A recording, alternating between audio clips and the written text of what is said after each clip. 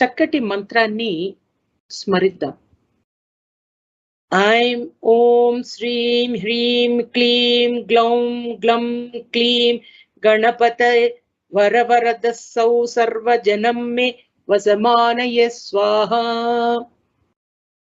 ఐం ఓం శ్రీం హ్రీం క్లీం గ్లౌం గ్లం క్లీం గణపతే వరద వరద సౌ सर्वजनं मे वसमानय स्वाहा.